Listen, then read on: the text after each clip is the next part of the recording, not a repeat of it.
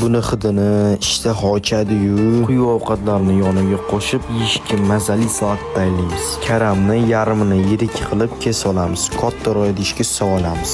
Qizil sabzini qirg'ichdan chiqaramiz. Bodringni kattaroq to'g'rab, ketma-ketlikda idishga solamiz. Ketidan 1 qoshiq shakar, 1 qoshiq tuz solib yaxshilab aralashtiramiz. Ustini yopib, muzlatgichga yarim soat yuvoramiz. Muzlatgichdan olib, paprika, murch, soya, chesnoklarni ustidan solamiz.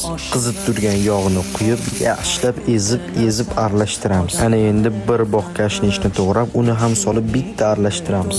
Mazali ishtaha ochar salatimiz tayyor. Bitta tayyorlab yeb ko'ringlar. Yo'qsa kommentda javoblarni yozib qoldiringlar. Bismillah. Kelinglar. Oyimlar tayyorlaydigan 40 lag'mon, cho'zma lag'monlarni ham yo'lda qoldiradi. Siz kutgan retsept. Men vajusini tayyorlayman. Xamirni bo'lsa, oyimdagi idealni qilib ko'rsatib bera olmayman. Shuning uchun yaxshisi o'zlari ko'rsatib beradilar. Asosiy siri un elangan bo'lishi kerak, tuxum va suv muzdek holatda bo'lishi kerak.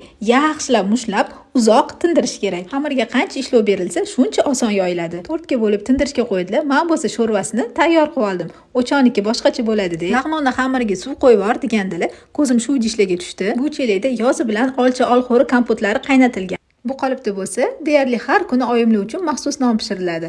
Qaynab turgan suvga akva magic soldim, idishlarni soldim, natijani ko'rib turibsiz. Bu orada oyimlar tingan xamirlarni yoyishga tushib ketdilar. Unlab xamirlarni chiroyli shaklda yoyib oldilar. 3-4 mm qalinlikda yoyilgan xamirlarni rulet qilib o'rab oldilar. 2-3 mm qalinlikda kesib chiqdilar. Kesilgan xamirlarni yana ozgina qo'llarida ishlov berib cho'zib oldilar. Shu retsept va texnikada qilsangiz xamirlaringiz ideal bo'lib chiqadi. Tuzni bo'lsa qo'rqmasdan 3-4 qoshiq sovurgan.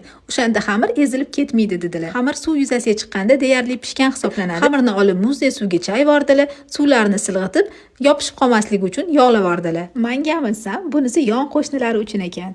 Lag'monni mazasini ko'rinishidan bilgan bo'lsangiz kerak.